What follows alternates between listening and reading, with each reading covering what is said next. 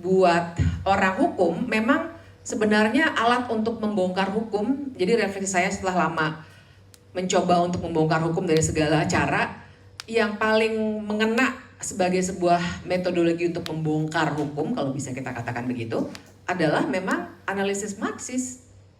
Jadi kalau kita baca misalnya Pasukanis atau Colin Sumner atau banyak lah ya orang-orang yang mencoba untuk melihat bagaimana sebenarnya Marx akan melihat hukum, maka kita akan ketemu sebuah cara untuk bisa melihat bagaimana hukum itu diproduksi.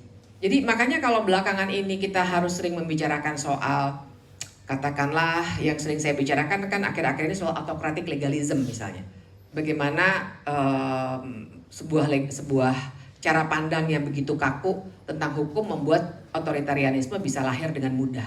Nah, yang kemudian dikaitkan dengan masuknya oligarki, yang kemudian bisa dengan terang membuat kita melihat bagaimana hukum itu digunakan oleh ya elit atau kelas yang berkuasa untuk membentuk apa yang dia inginkan sebenarnya. Itu sebenarnya sangat membantu memang cara pandang Marxisme ini. Nah, jadi kira-kira begitu tuh. Jadi saya akan menyarankan seperti di kelas-kelas yang saya ampu, saya pasti bilang orang hukum harus belajar, kalau takut untuk dibilang Marxis, harus belajar politik ekonomi.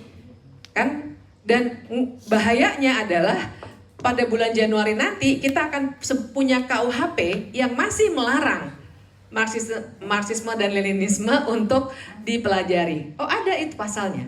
Bulan Januari berlaku. Nah, jadi saya tuh suka bercanda sama mahasiswa saya, kalau kalian masih takut dibilang Marxis, bilang aja pokoknya belajar hukum itu harus belajar politik ekonomi. Kalau enggak, kita enggak akan ketemu, enggak akan terang. Kita akan terpaku pada institusi. Kita nggak mampu untuk melihat aktor gitu.